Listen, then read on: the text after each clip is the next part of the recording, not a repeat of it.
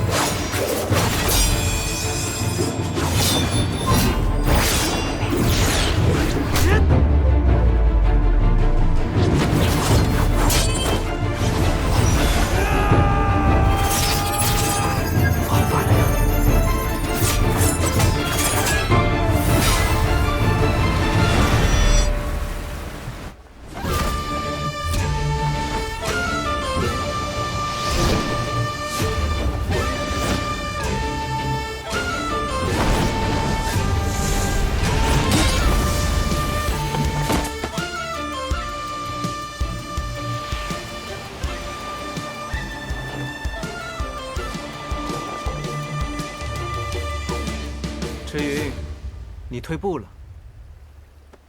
老子还没用全力呢。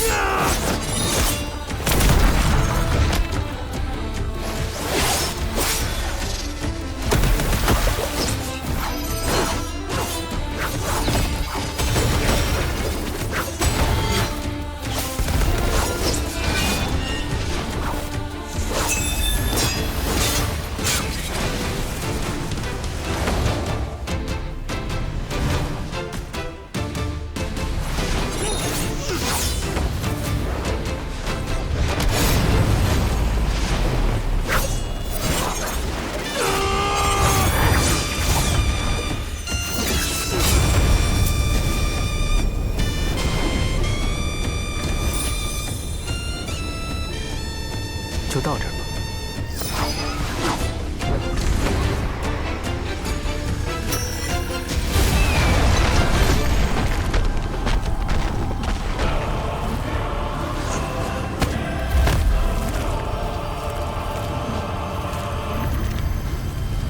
哇！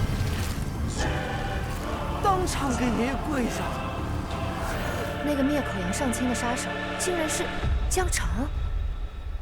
钟姑娘认得他。江澄是雁门少主，为人正直，侠肝义胆，与西风剑侠是至交好友。两人常在剑王城辖下花溪一带出强扶弱，并称花溪双侠。半年前，西风剑侠于家中离奇失踪，江少门主也没了讯息。他怎么变成了这样？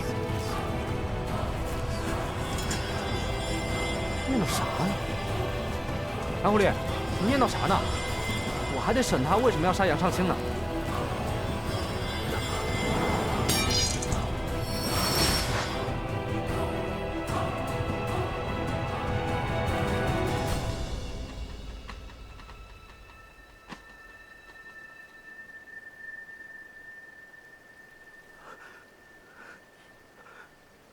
有人受伤了吗？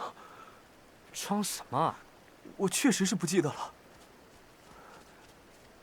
江少门主，你认错人了。我是什么江上门主。我1年多前在中原剑会见过你跟封剑侠，不会有错。既然知道身份了，也不用问了，老子直接将他带到雁门去，让雁门的人替他解释不就好了？小心！唐公子，你受伤了。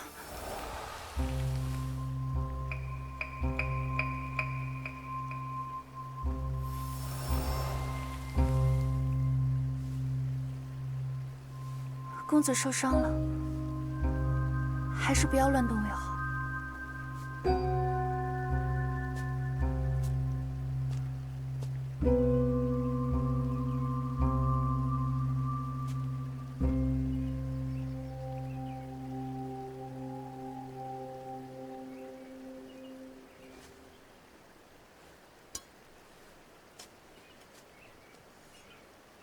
你不怕死，是担心自己的所作所为败坏了雁门的名声。唐狐狸，还真被你说中了。什么狗屁雁门，就是一群脏东西。住口！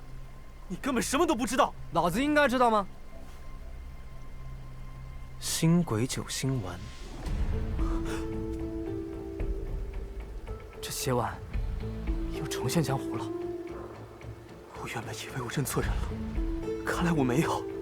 你确实认错人了，我不是他。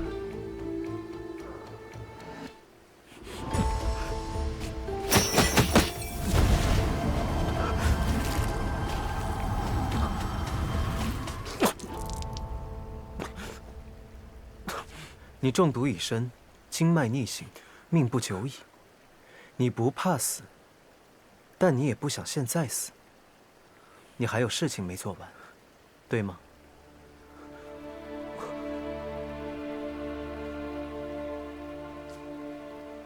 若是人多的地方不愿开口的话，我们换个地方单独聊。我有什么事情是不能当众说的？这唐狐狸，神神叨叨。阿水姑娘，方才唐公子的伤势如何？钟姑娘安心，带我回去再为公子上一些药，便无大碍。不过池公子，这星鬼九星丸究竟是何物？为什么你们每个人提到都是一副谈之色变的模样？那是前朝国师极乐教主一阙阴阳用来操控人心之物。操控人心？江湖呢，向来以实力为尊，谁不想冠绝武林、出人头地啊？但不是每个人都有这个实力和天赋的。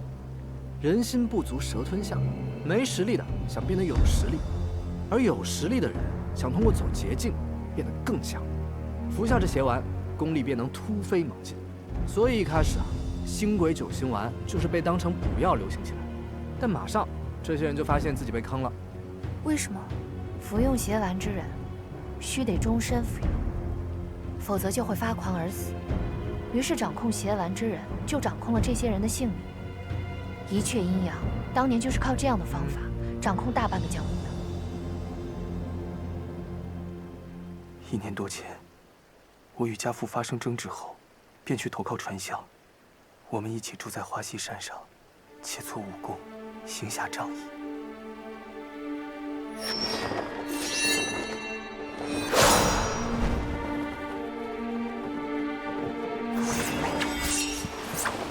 那段时间，我武艺突飞猛进，我以为是传香陪我练功的缘故，可谁知道，他竟然暗地里赋诗写碗，还掺在饭食里给我。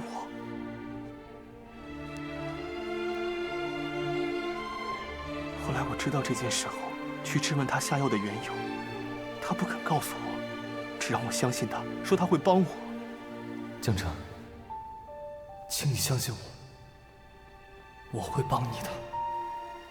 我不要他这种所谓的帮助，我也不需要靠这样的方式得来的功力提升。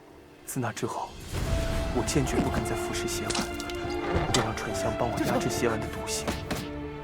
只是这个过程真的太难了，难到我一想起，脑子就似一片空白。直到半年前，传香突然失踪，只剩下我一个人。找遍了各处，也找不到他的踪迹，便带着传香购买的血丸，想追查他购买血丸的途径，就这样一路查到了杨尚清身上。所以，你担心杨尚清将此事泄露，让风传香、西风剑侠的名声扫地，才不惜冒着被天上云追击的风险，出手将他杀了。如果不是被追到走投无路，我绝对不会再用血丸。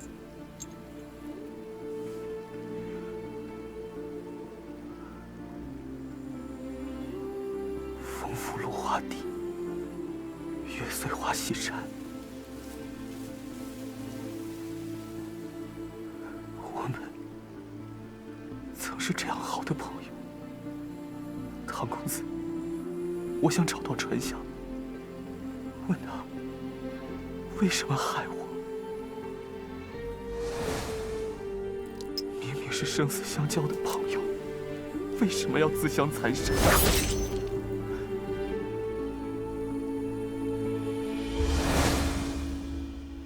好的，唐某知道了。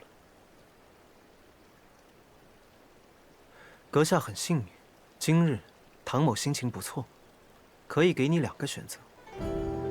一个是你现在死，如此，江湖上下便会立刻知晓雁门江氏勾结极乐教余孽，服用邪丸。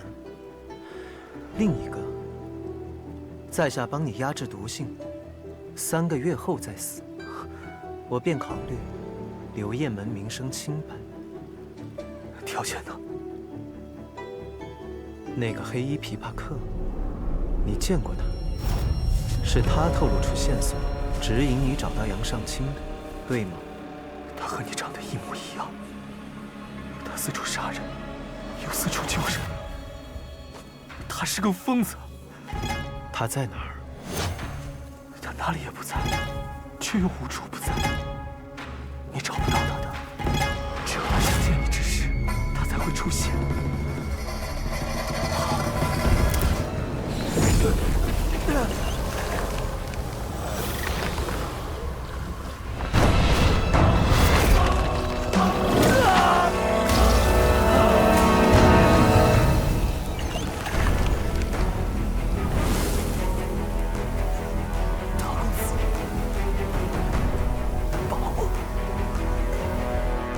他可帮不了，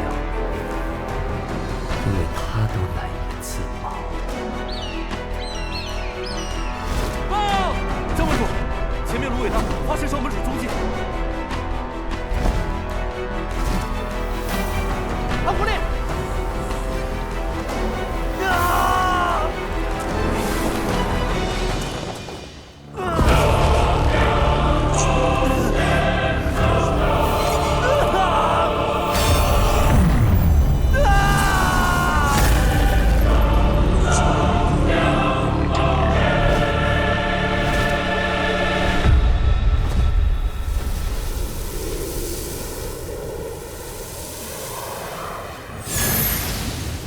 唐狐狸，什么情况？他怎么死了？你们看，那是什么？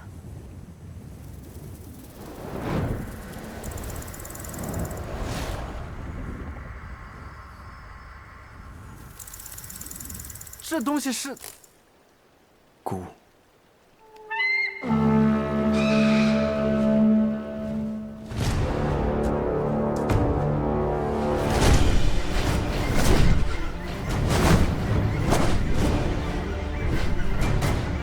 坏了，雁门定是把我们当成凶手。唐公子，这……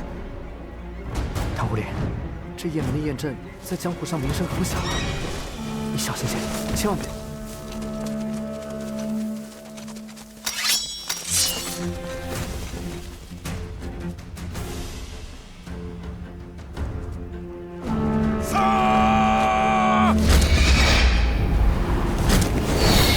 杀人者唐立慈在此，愿回雁门受审。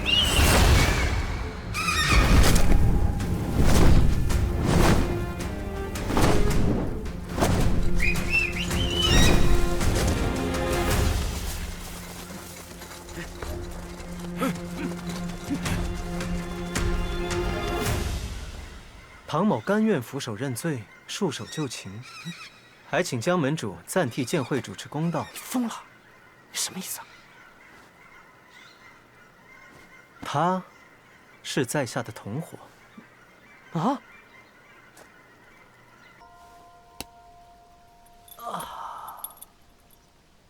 来人呐！我跟他不是同伙，我就是一个路人，放我出去！我真的是冤枉的。嘿，你说这雁门，人在笼子里面，鸟在笼子外面，这雁门真是个不讲规矩的门派，真是小刀拉了腚，开了眼了。石云，别出声。怎么，有计划？耳朵疼。你，老子跟着你倒了8辈子血霉了，杀人者唐立慈在此，你是不是有病啊？你自己要进来，你自己进来就好了，你带我干嘛呀？我怕一个人无聊啊。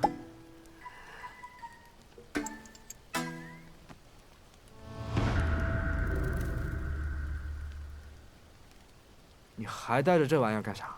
这是他的鼓。你那个死对头？除了他，还有什么人能有这样的手段？那就算是这样，你也不至于束手无策吧？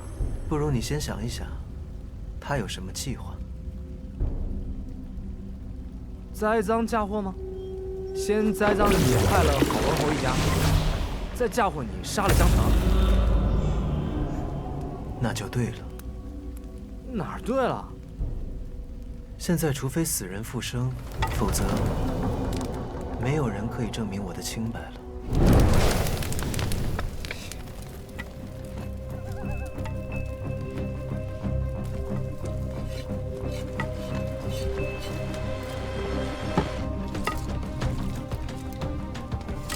这是干嘛？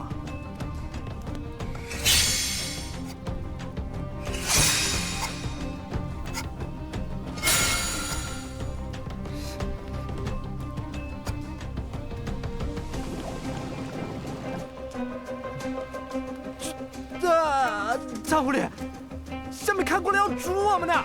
嘘，你真的太吵了，我有些后悔带你进来了。你不要磕你那个木头了，你想想办法呀！他煮你的我一壶18吃，谁都跑不了。办法？啊？可是我没有办法。那你这……因为我就没有想过要自己出去。唐丽慈，你有病是吧？你是真有病，我确定了，你就是真有病。你他娘！江二叔，请您相信我，我以中原剑会弟子名誉保证，不会有错。够了，钟姑娘，你所言也未免太过骇人听闻了。长儿，他可是我大哥唯一的儿子，打小就是我看着长大的，他的秉性我是知道的，他怎么可能去服用那种邪药？邪丸确已流毒江湖。唐公子先前也确实在为少门主压制毒性，阿谁姑娘也可以作证。你说够了没有？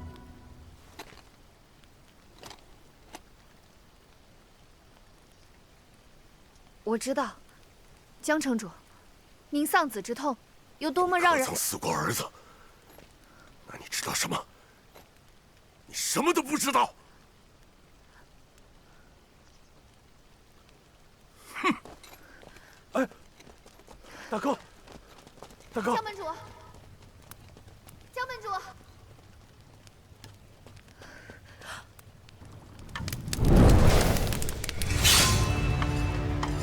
江门主，少门主服食邪丸一事，背后定然另有缘由，等着您去查清，还少门主清白。若您因悲愤而忽视真相和证据，不就令真凶的奸计得逞了吗？我亲眼看见长儿在唐丽慈面前爆体而亡，唐丽慈自己都承认了，难道这还不算真凭实据吗？我今日就是要告诉你。杀人者唐丽慈，必受我雁门3刀6洞之刑。倘若我真是杀错了人，那过后老夫便自裁向天下谢罪，以命抵命。点火！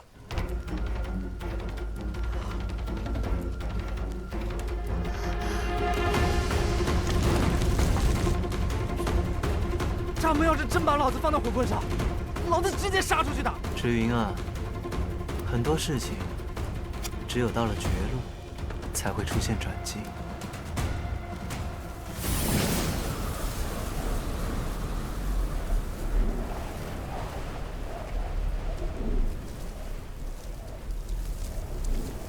什么情况？好像玉兰香气，不是花香，是剑气。这剑气非一人莫属，是那位传说中失踪了很久的西风剑香，风传香。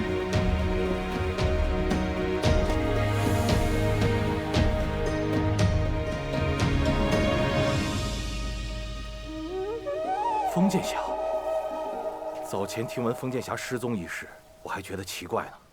剑侠的身手如此了得，怎么会无缘无故的失踪呢？确实是遇到了一些问题。剑侠今日是来找长儿的，长儿已经遇害。我知道，知道为何还要熄灭那些火？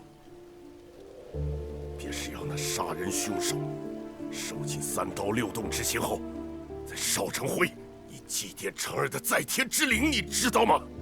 某可以很肯定地告诉江伯伯，江澄的死牵连甚广。某与江澄乃是至交，断不会做出欺瞒您之事。你知道？确有蹊跷。若是江伯伯愿意相信某，可否将此事交由某来处理？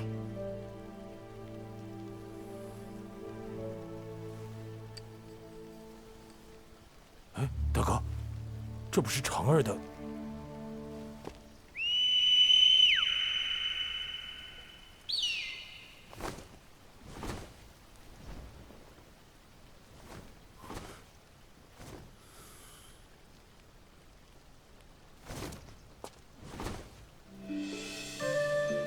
江伯伯，现在可愿相信我？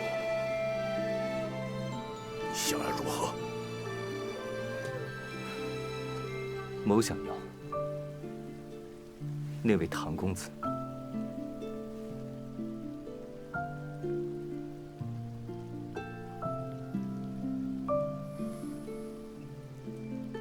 此事，老夫需要好好思量一番。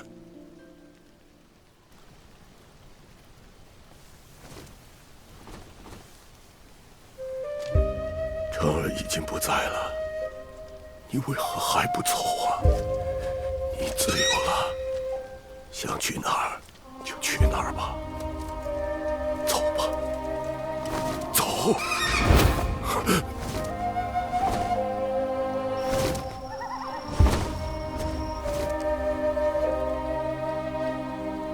爹爹，这焰哨好难学啊！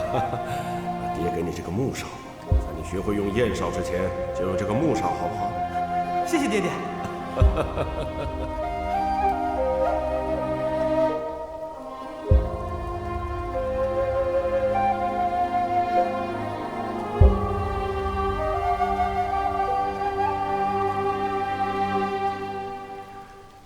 你来做什么？滚！老夫刚刚丧子，只想一个人待会儿。我自幼病弱，随家父卖艺漂泊时，见过2只落单的大雁，看上去像是一对父子。北地苦寒，老雁冻毙于滩涂之上，小雁绕着老雁的尸首一圈圈飞，直到家父挖了坑把老雁埋葬。我雁门人都知道，大雁最是有情。是啊，大雁最是有情。见到2只雁时，已是腊月，小雁已无力南飞。几日之后，寒潮骤至，它也随老雁去了。这根本就是愚孝。但是我懂它。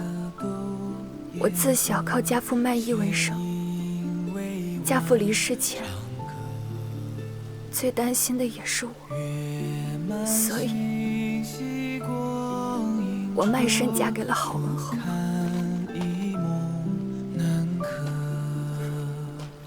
你怎么这么愚蠢呢？你爹不会想让你这么做的。只有当爹的，才懂当爹的苦心，但也只有当子女的，才能明白孩子对父母的如母之情。我怎能让我爹葬身荒野，无处埋骨？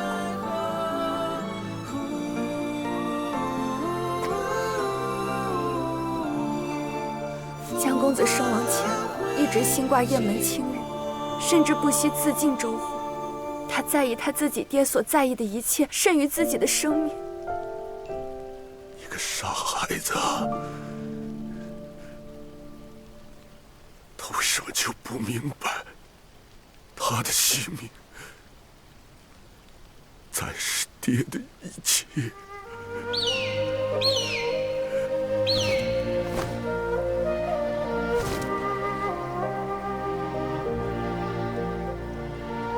我们都会为了亲人做出自认为对的事，但这样真的好吗？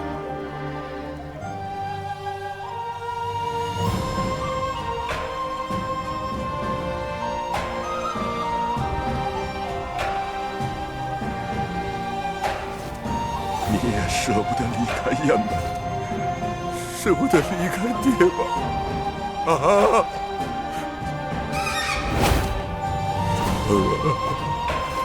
成啊！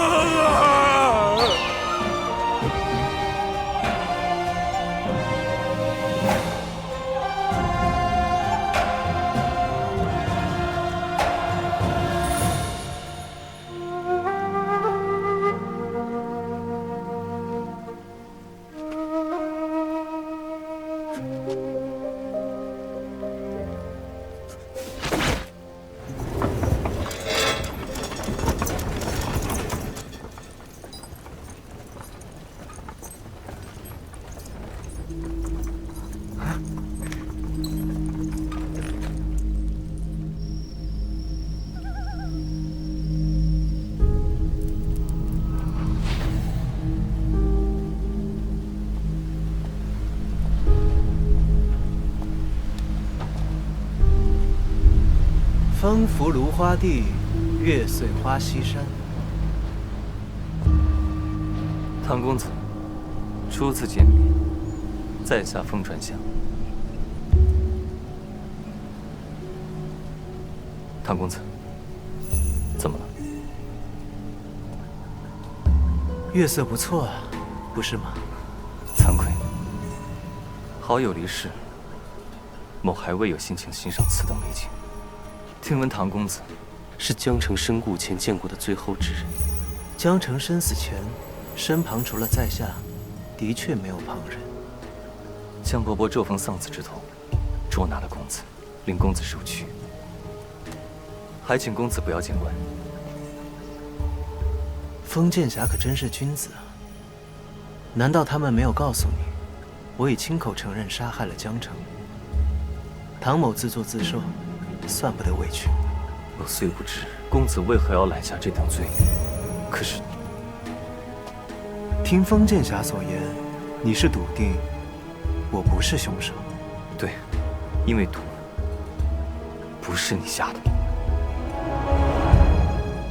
他们怎么给我们放下来了？什么情况？因为封剑侠给唐公子做了担保，江门主不信我们，倒是很信那个封剑侠。是那个失踪的风传香？是。料想他失踪一事应该也只是讹传，不过幸好他及时赶到，虚惊一场。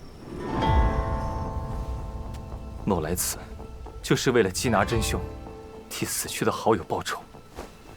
请公子助我。这对在下有何好处啊？真凶归案，公子自然洗刷嫌疑。这不算好处。诚然啊，即便某不出现，公子也定然有方法逃离。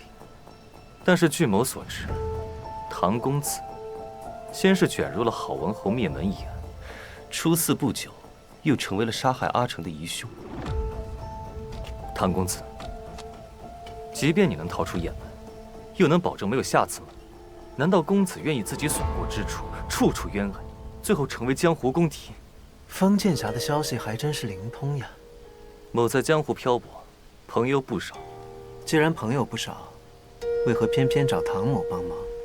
因为此次的敌人，比我们想象的要强大。我们？对，我们。我相信，我们有共同的敌人。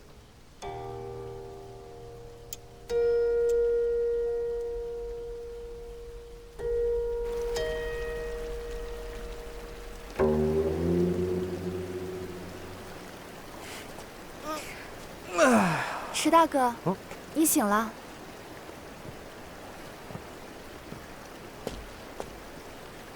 雁门那群杀千道的莽夫呢？江门主已经带雁门弟子都回去了。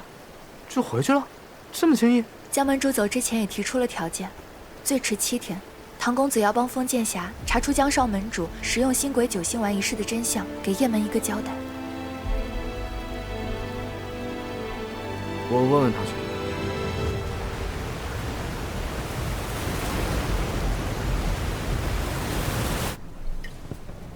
某今日只能喝到这里了，若是江城还在的话，定是要与你再喝上一壶，喝到尽兴的。没想到，风兄的酒量竟如此之好。某的酒量平平，只是酒逢知己千杯少而已。不是吧？你们俩才认识多久，就成知己了？我怎么不知道唐狐狸你这么爱交朋友啊？持酒。哎，担不起，你还是叫我池云吧，或者池大侠、池寨主都可以。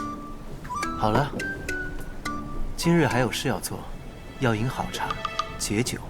是急是急，只是某并未随身携带茶叶，现在也不好去找江伯伯讨要。风兄莫急，唐某有。池云，看茶。你让我给他倒茶？你不愿意吗？不去。好吧。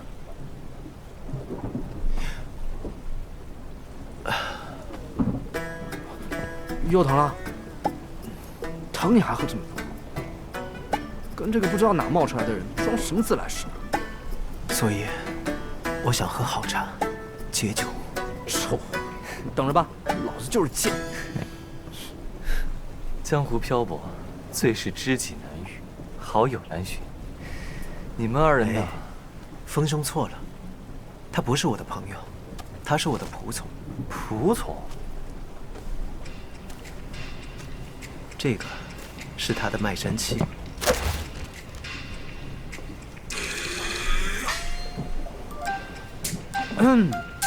东少侠，我只是个小小的仆从，哪儿配给唐狐狸当朋友啊？喝，这是天上云和唐公子之间的义举，某就不予置评了。此茶甚是清香，天上云，多谢。哎，这才是你的。风兄见笑了。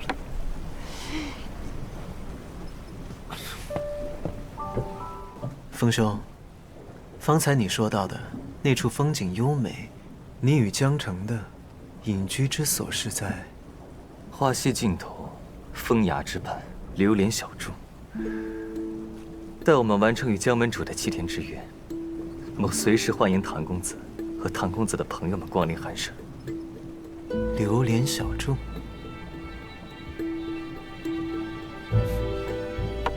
风兄，唐某从未见过燕江的晨景，不如你陪在下去船头一观。甚好。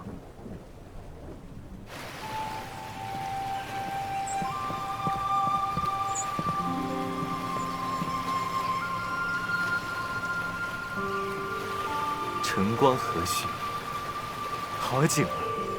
此等好景，最宜最宜让人清醒清醒。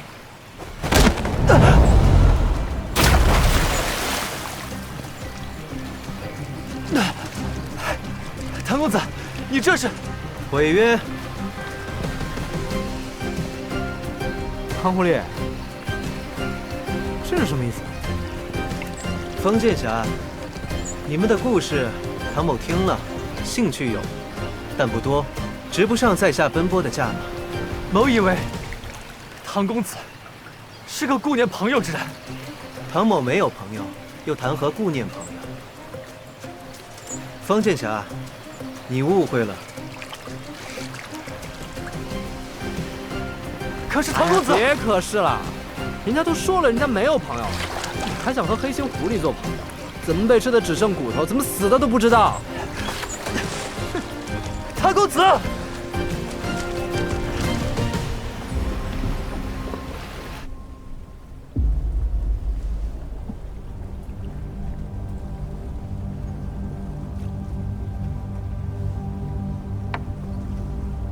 有话就说。刚刚什么情况？你们昨晚不还相谈甚欢，怎么突然就翻脸了？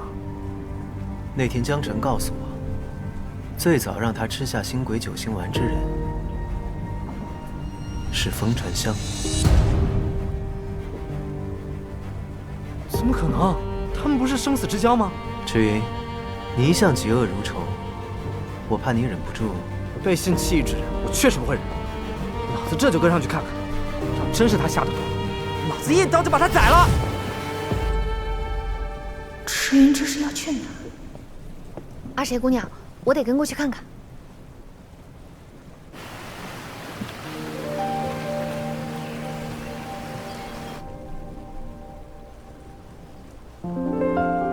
我相信我们有共同的敌人。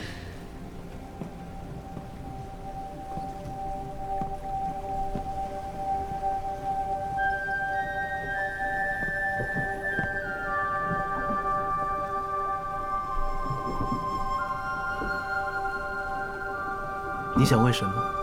公子想让池大哥跟着封剑侠，为何不直说？被人指使和自己主动，对别人来说可能差不多，对池云可是有很大的差别。大部分时候，我更愿意让他保持一个愉悦的心情。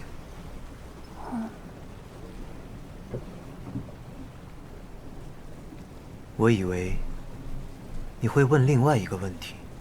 什么？手。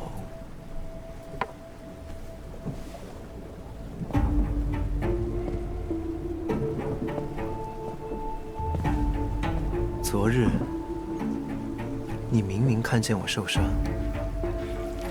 且他就在你眼前愈合，你不好奇？阿神只是觉得，每个人或许都有不想为人所知的秘密。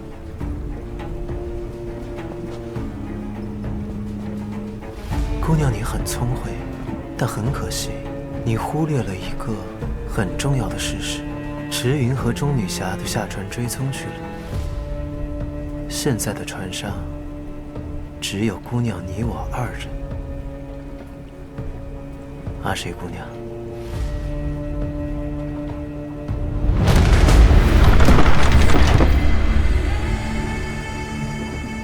派你来的人难道没有跟你说过唐丽慈有多危险吗？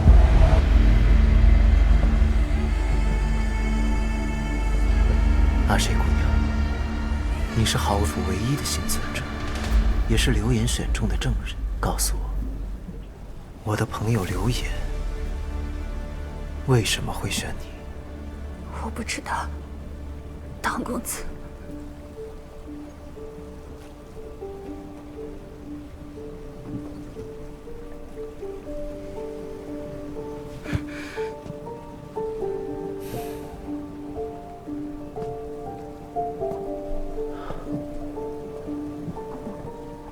抱歉，是在下失礼了。唐公子，你的道歉根本不是出自真心，因为你不在乎阿谁是否原谅。你为了获得想要的真相，不惜用最粗暴的行径试探我，一点也不在意别人的想法。可这样的唐公子，却愿意管封剑侠和江公子的事。公子能告诉阿谁，这是为什么吗？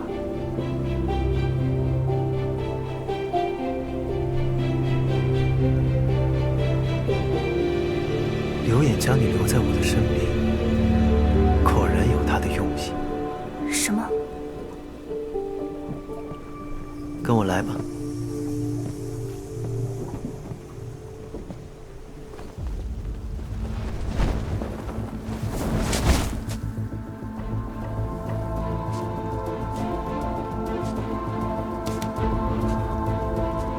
人呢？应该就在这附近才对啊。剑侠，江二叔，风剑侠，来，快坐下。来，把这个披上。仙青女，她怎么会在这里？风剑侠，你怎么会掉进水里去了？还有，那位唐公子呢？唐公子忽然翻脸，不再与某合作了。这，过河拆桥。江二叔，你怎么会来此啊？我还不是为了长儿的事儿吗？昨日听剑侠所言，长儿服食邪丸一事，另有隐情。没错，某怀疑他是被下毒了。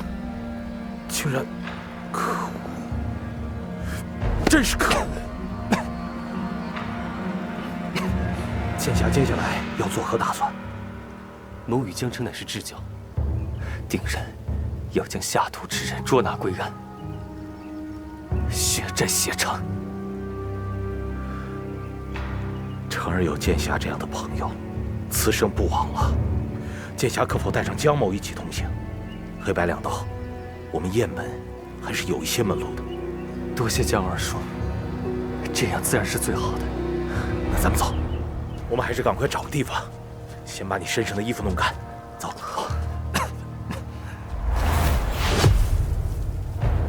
先不说这风传香是不是有问题，这江二叔怎么比江城的亲老子还积极啊？不太对劲，我再看看。干嘛还抽风啊？跟上。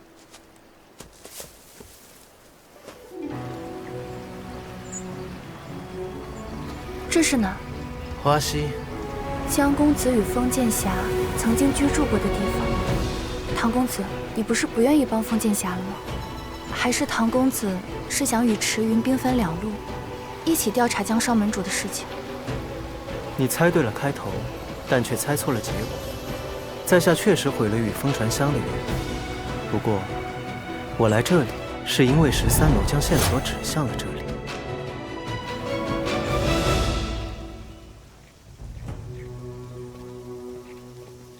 哎呀，对不住，二位，二位的茶来了。我们既然知道下毒的是他，为何不抓他？我是急性子，我又不是个傻子。我敏锐的江湖嗅觉告诉我，这个里面肯定有鬼。风剑侠，大哥脾气暴烈，若是让他知道你让唐丽慈跑了，他指不定会做出什么事儿呢。二叔难道是想到了更好的办法13楼，那是什么地方？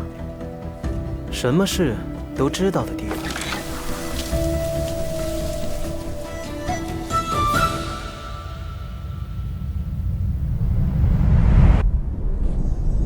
13楼有全天下最厉害的杀手，和江湖间最齐全的情报，只要你付得起价码。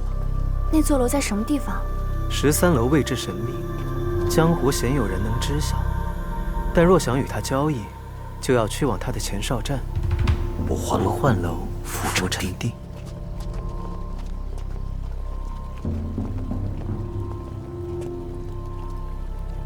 你如果还想要这双眼睛，我劝你别瞎看。我听说落魄13楼有全天下最厉害的杀手和最齐全的消息，那这里就是不换楼浮沉地了。那落魄13楼呢？钟女侠，你知道此地为什么叫不换楼浮沉地？那是因为此地当真会浮沉。什么意思啊？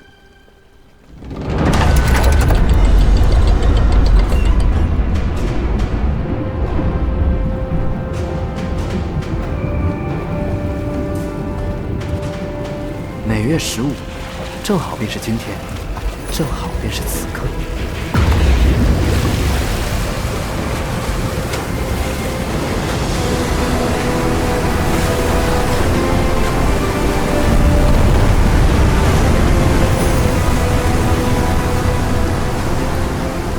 它便会从此处江面升起。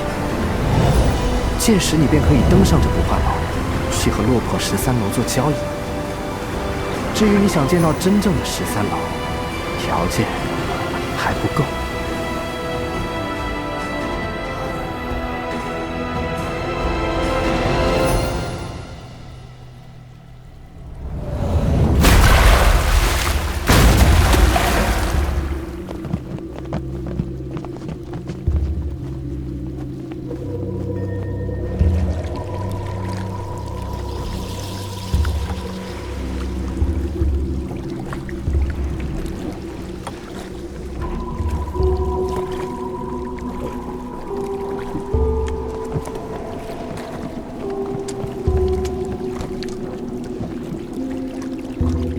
真是，一定要让老子躺棺材里。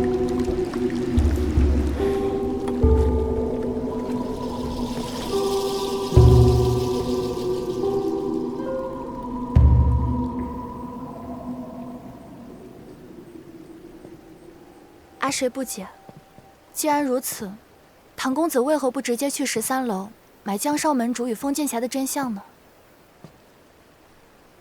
刘演布局这桩桩件件，就是想让我在雁门的穷追不舍之下，迫不得已再去一次13楼买消息来自证清白。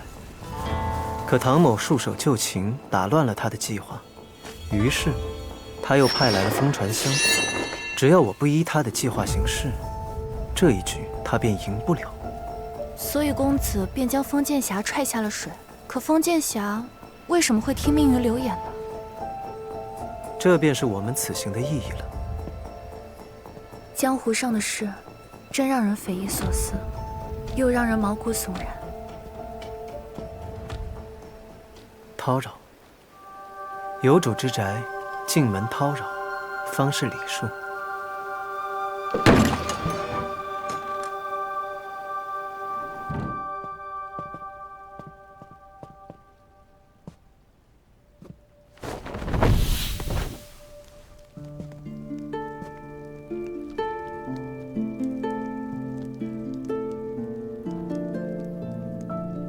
你认为江城和风传香哪一个说的才是真的？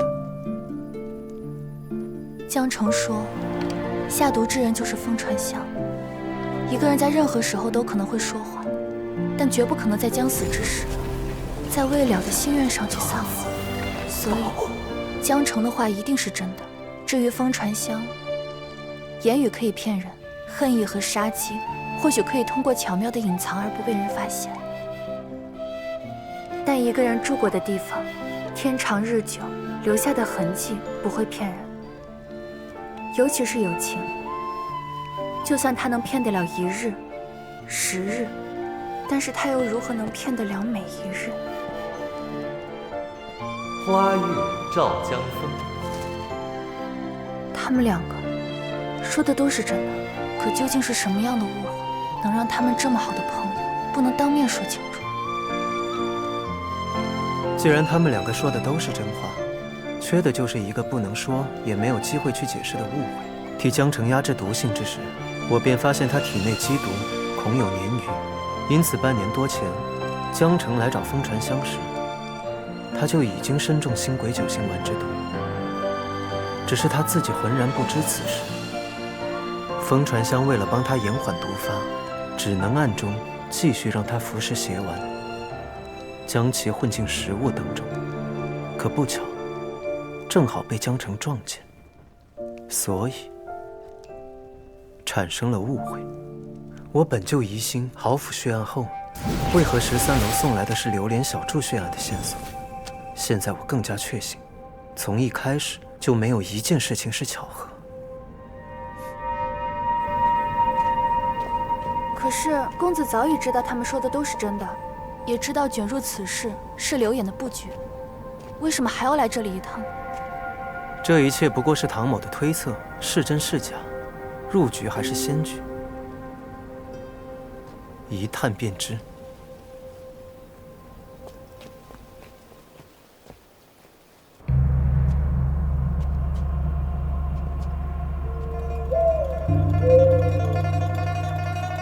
公子，面已经没有路了，能找的地方都找过了。既然能找的地方都找过了，那就只可能在这里了。阿谁，这世上真的有可以托付性命的朋友吗？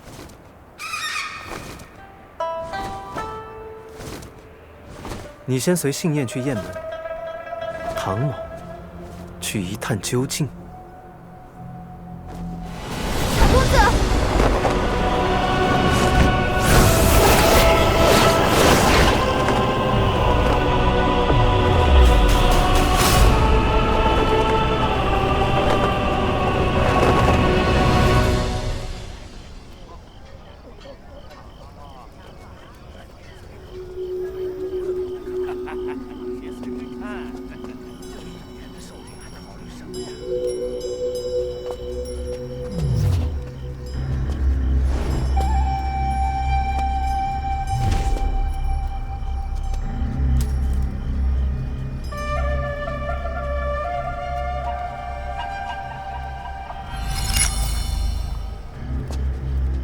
小公子，一头成，一头败。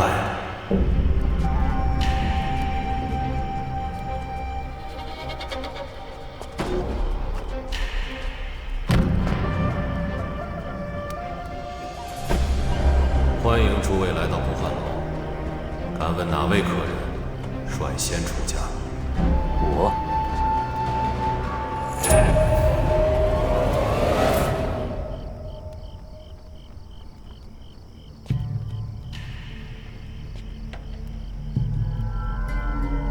客人出价几何？一双凄凉目，3根含恨指，5滴心头血，实在自由身。这是要换什么？一个真凶。扁担，你觉得呢？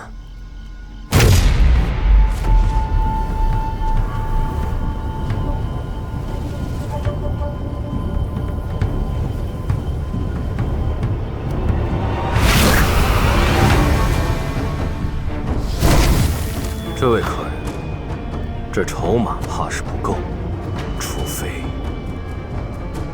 非什么？拿命来！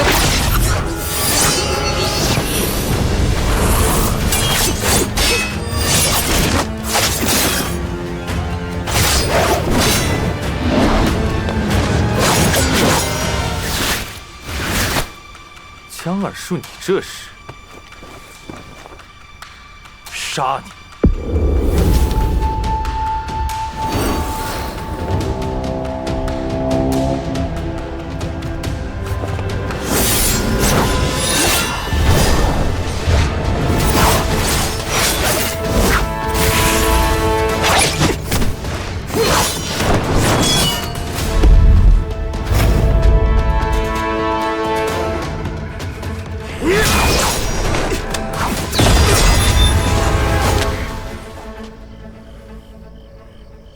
怪就怪你自己非要惹祸上身。本来婵儿一死，杀人凶手供认不讳，我大哥怒发冲冠就会得罪中原剑会，到时候我理所应当就是雁门之主。这做梦都能让人笑醒的好事，居然就这么被你突然出现给搅黄了。我花了高昂的代价，跟13楼主换了一个杀你的机会。此时此地，不会有任何人来管你的闲事。你今日必死无疑。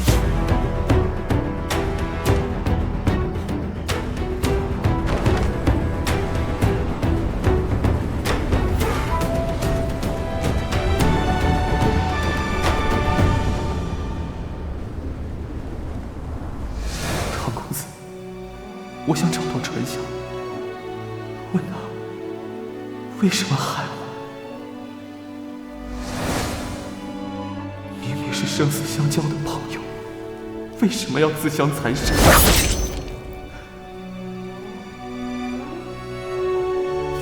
若有人因我而杀人，有无辜因我而受害，这算不算是我的因果？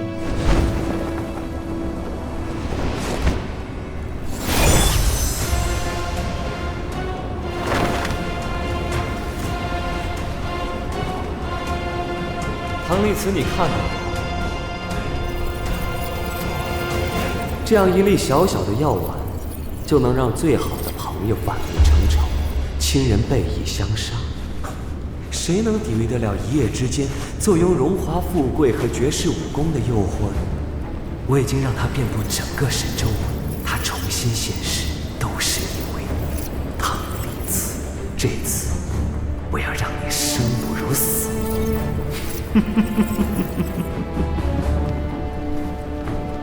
让你的朋友做你的警钟，谁让他们信错了人，你救不了他。流言的蛊虫，救不了他们。流言，我上找你呀！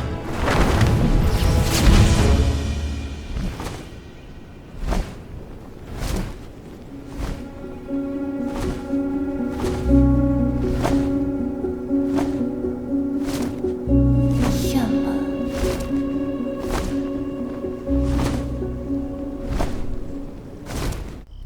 此时此地，不会有任何人来管你的闲事，你今日必死无疑。今天的闲事，老子管定了。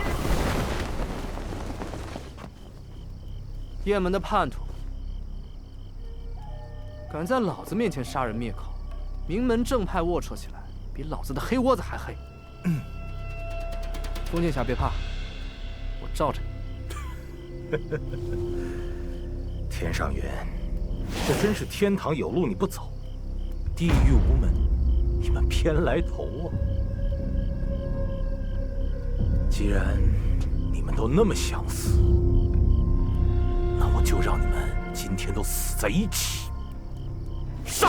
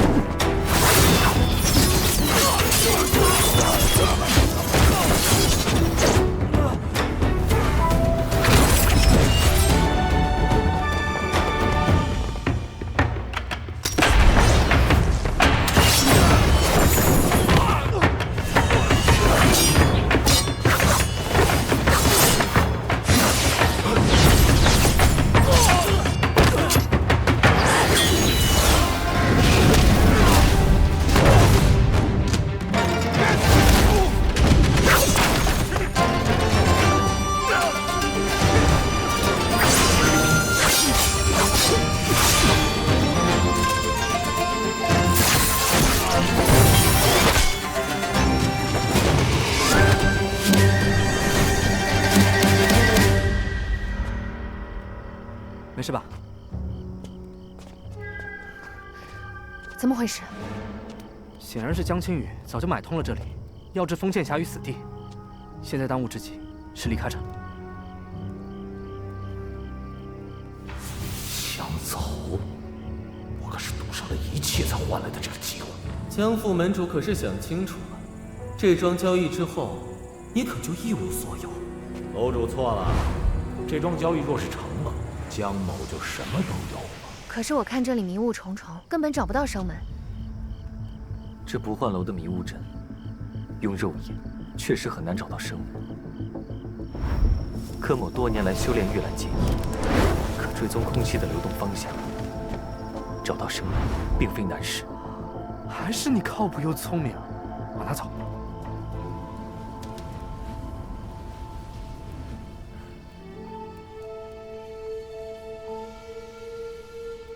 那边。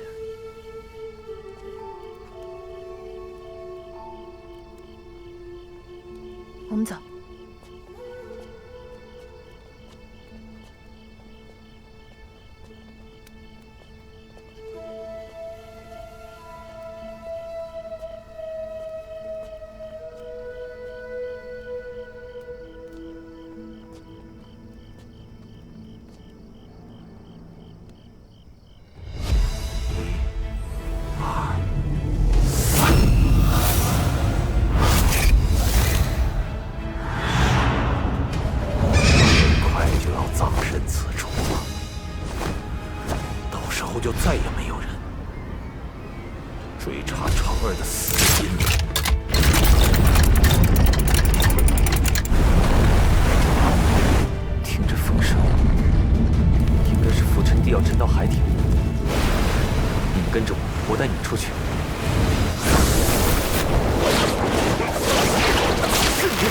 江青羽，你向江城下毒，无非就是被流言蛊惑，贪欲使你自招邪魔。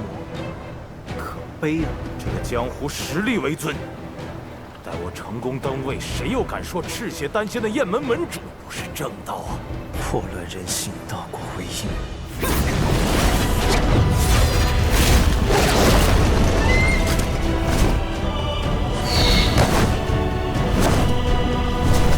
追上！是成儿的大雁。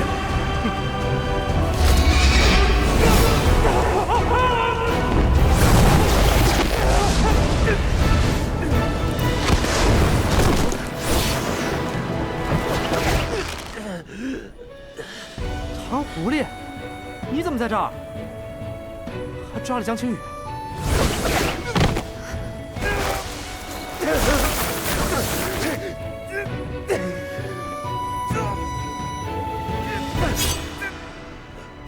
多谢唐公子留他一命，此人乃是我中原剑会重要一番。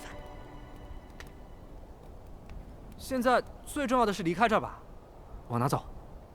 这儿，这边，出了在这边。慢着，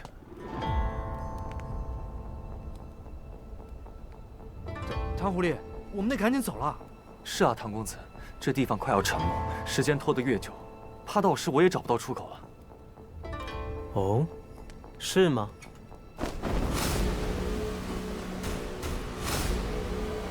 是出路，还是去往阴曹地府的死路啊？唐公子，你不信我？我信风传香，但是吗？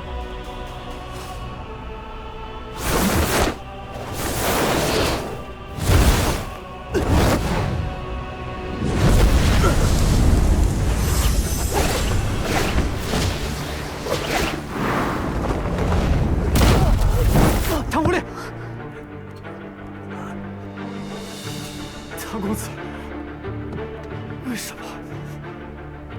因为真正的风传香已经死了。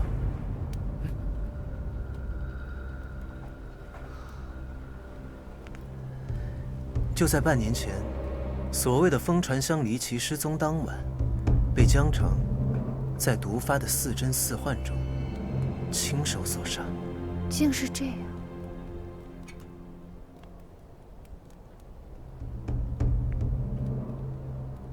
是这样的吗，风剑侠？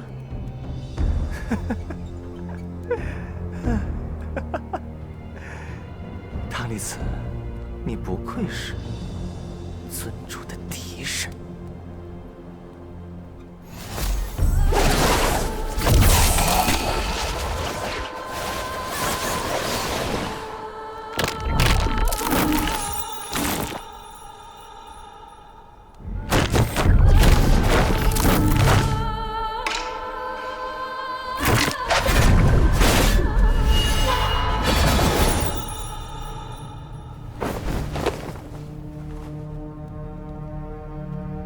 重新认识一下，鄙人风流殿花无言。花使者，你答应过我的，如果我帮你，把唐离子他们都引来，全部都杀了，你就会帮我坐上雁门掌门的位置，你可千万不能忘了。闭嘴！鄙人略有好奇，唐公子是从何时知道我不是风传香的？风拂芦花地，月碎花溪山。唐公子，初次见面，在下风传香。风拂芦花地，月碎花溪山。西风一剑去，雁行十里船。唐公子，怎么了？你不识得那玉佩，也不知那句诗，答案很明了了。原来在一开始的时候就露馅了吗？他以豪府血案为引，先是托中春季所在的中原剑会下水，又利用江青羽对江门之主的贪念，搅动了雁门上下。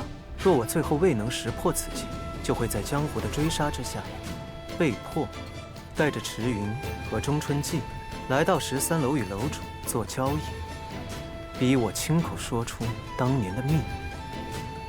4年不见，他的手段还是那么拙劣，跟你的伪装一样。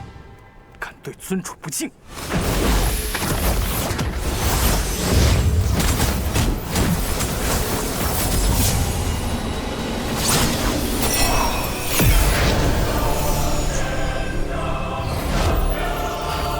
难道他没有告诉我？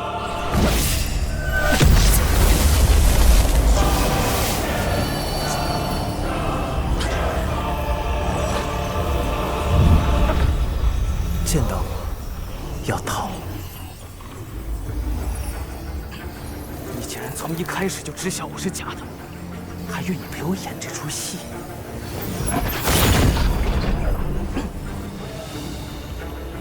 愿意让这些耳入池塘，就是为了顺着尊主的布局找到他。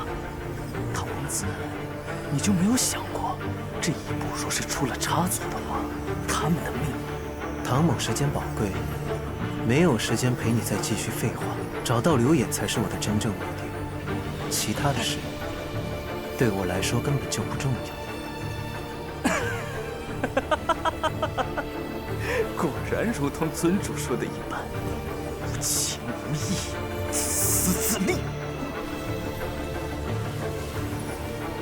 看来他也没教你，懂得求饶是好事，懂得向我求饶更是好事。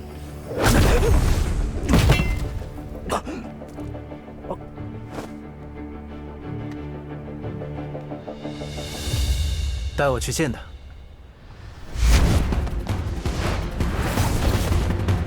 赤云，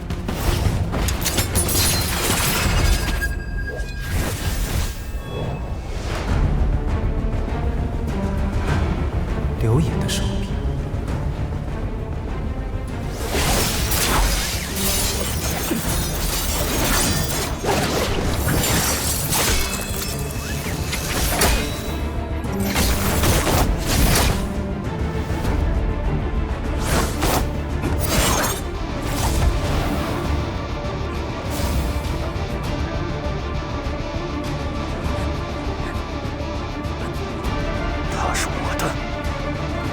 是。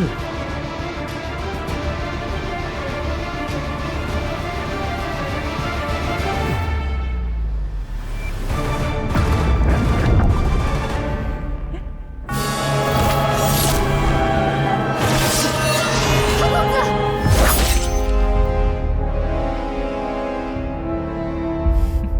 我是草房，唐离子，你大意啊！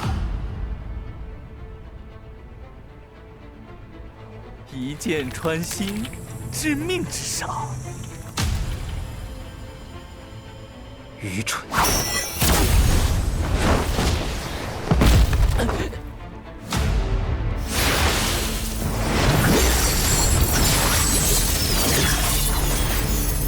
一体双眼，一死一生，一生一死。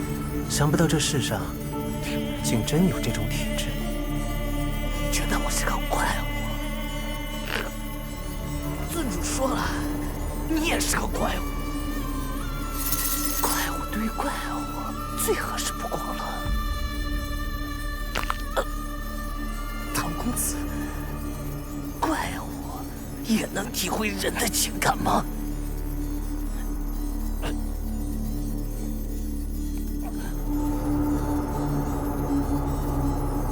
你去告诉刘演，就他这点手段，还杀不了唐离子。我唐离子天下第一，想消恩仇，叫他自己来。滚！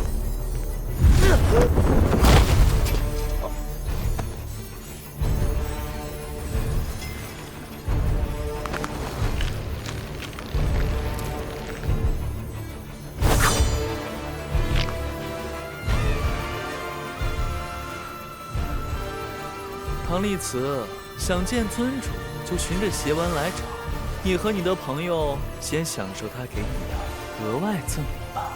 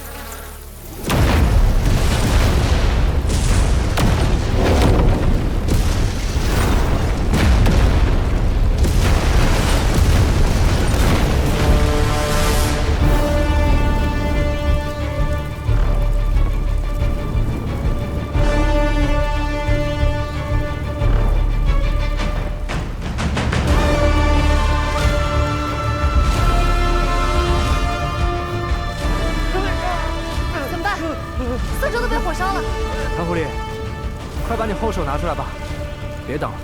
我两手空空，自然是没有后手。两手？你不怕变成烤狐狸吗？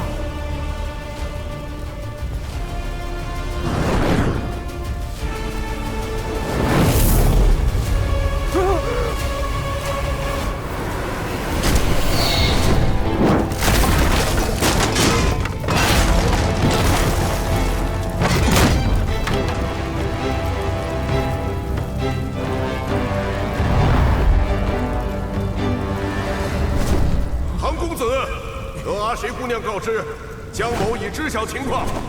看来在下赶来的正是时候。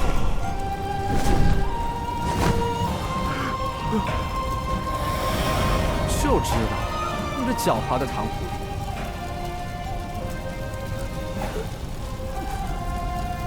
走了。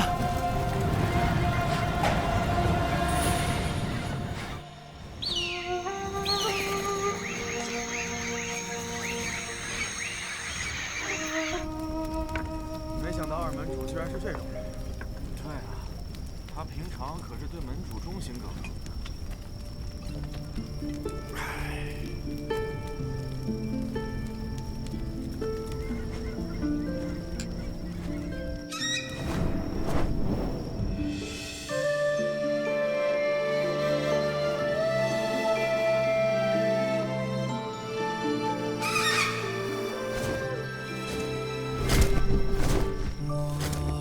他的身体被毒融尽，我只知道这个。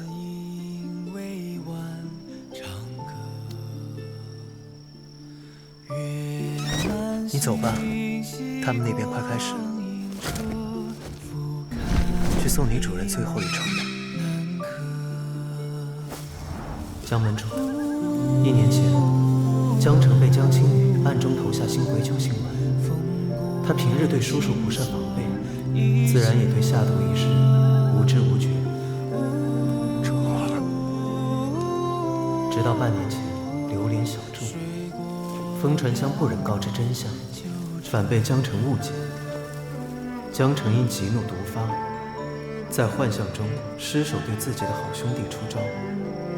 风传香身受重伤，知道自己命不久矣，他不想让江城背负杀友之头，便选择一个人。静静地等待死亡，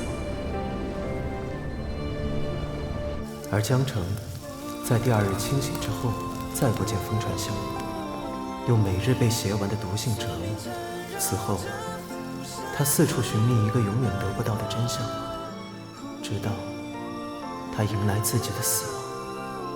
死了也好，死了就不用面对杀死好友的真相了。更不用成为被邪丸驱使的怪物。你觉得我是个怪物？尊主说了，你也是个怪物。怪物。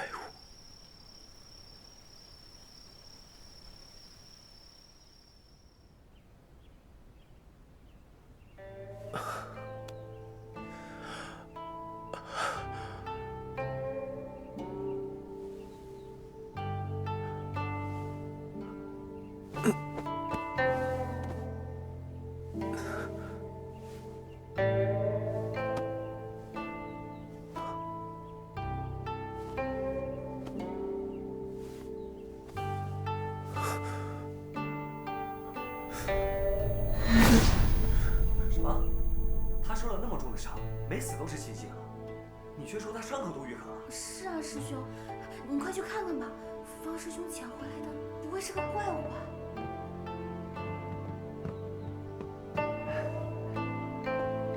这小怪物还真行。那么凶，方舟就会给我捡些孤儿、疯子、怪物回来浪费我的药。我数3声，你松开，好不好？1、2。你有没有人性啊？还真下死手，杀不死还没人性，那你可怪不得我了。别费劲了，这半步补是冲不破的。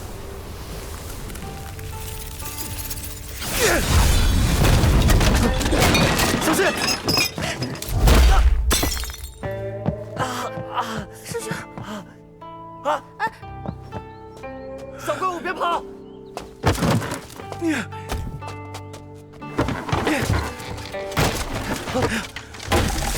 拦住这个怪物！方舟！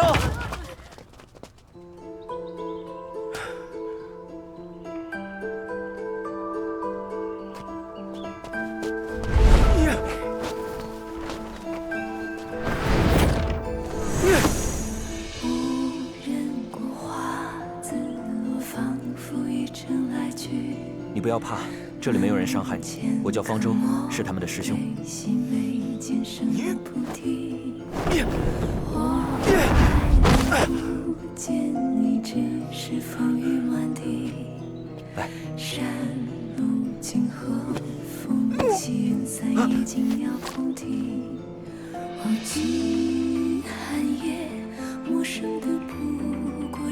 来。好了。不管你之前经历了什么，到了这里就都结束了。你要是没有别的去处，就在这住下吧。今后这周地楼就是你的家。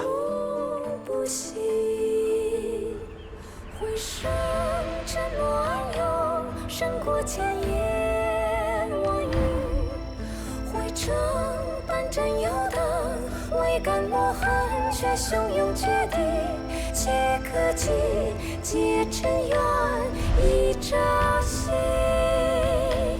望可望，不辜负，不放你。听雨的声音在耳畔，醒梦中的云遮不住眼眸里的心。拂过的烛火，落的花，慈悲的风，话太多都看破，在坠落之后闪烁。沉默暗涌，闪过千言万语，汇成为了杀死怪物，你把自己也变成怪物了。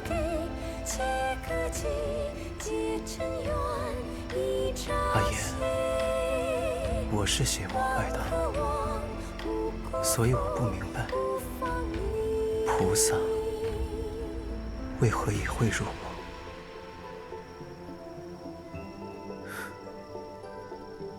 是因为我吗？公子，你来这里做什么？公子久未归来，有些担心。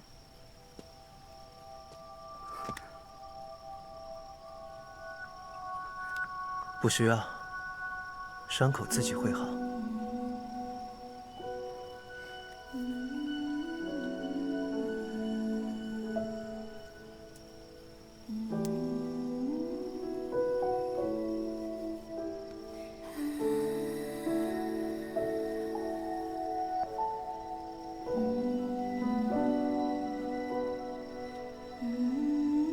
你又做这种无用的事，我说过了，这对于我来说就是多余的东西。阿谁不知道公子想要什么，不想要什么。阿谁只知道，就算会痊愈，受了伤也会疼。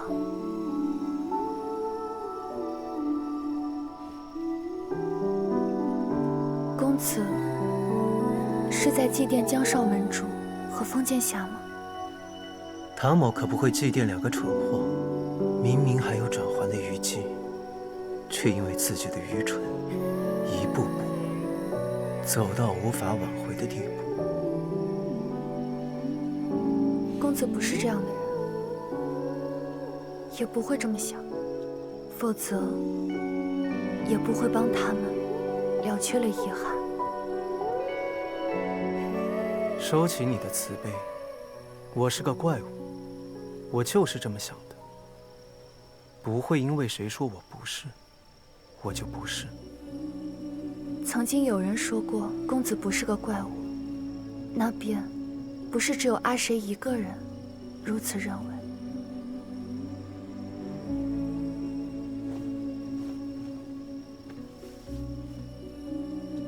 你若能让伤口不愈合，我就相信你说的话。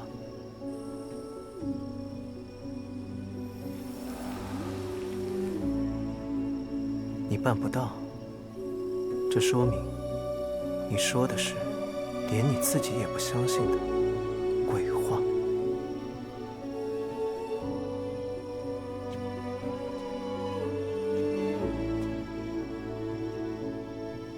你知道刘演为何要杀我吗？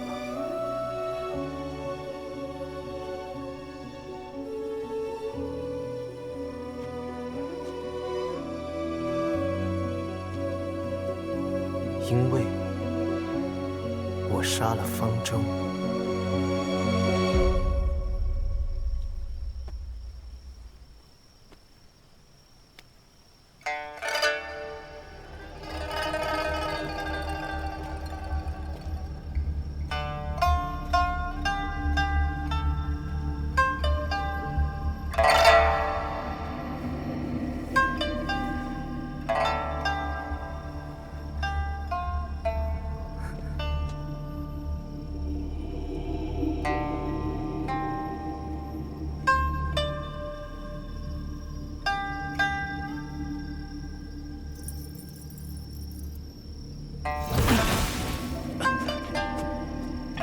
尊主，是属下无能，未能把他带到我们的火药阵里。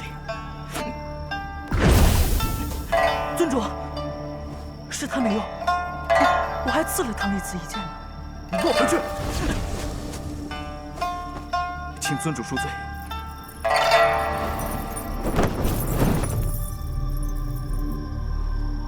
他没杀你，是放你回来跟我问好，是不是？他说，这一点手段，还杀不了唐丽慈。他武功绝世，天下第一，想消恩仇，要尊主亲自来。多么可笑！他让我去寻他，还想与我消了恩仇。尊主，接下来的计划就交给小红去办，如何？唐公子，成儿，他杀了封剑侠，杀人就得偿命。老夫愿自断一臂，替成儿向江湖谢罪。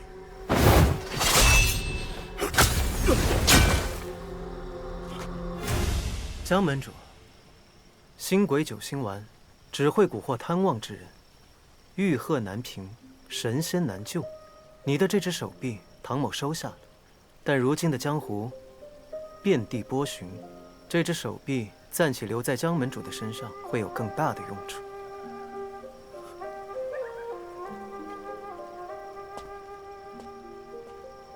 是啊，江门主，少门主乃被奸人所害，并不能怪他。没错，你也不必自责。煞老家，狄仁血，雁门风，死无常，枫叶红。从今以后，诸位之事，便是我雁门之事；与诸位作对之人，便是我雁门的敌人。江门主，您言重了。再次谢过。